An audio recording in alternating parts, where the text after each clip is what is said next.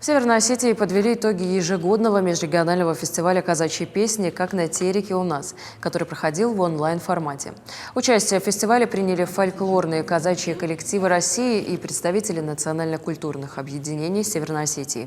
Началось мероприятие с награждения представителей казачьих обществ. Поздравить и наградить представителей североостинского казачества приехал заместитель министра республики по вопросам национальных отношений Андрей Бессонов.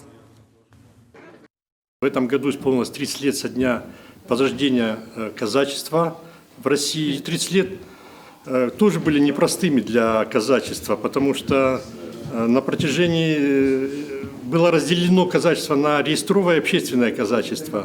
Это немножко создало проблемы в казачестве, но сейчас делается все для того, чтобы объединить это казачество.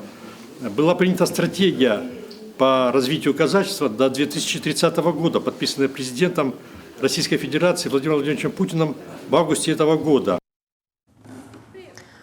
Организаторами мероприятия стали Республиканский дом дружбы народов и культурный центр терского казачества. Они отметили, что, несмотря на ограничительные меры, фестиваль получился ярким.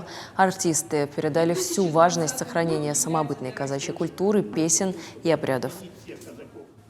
У нас в республике 16 казачьих коллективов.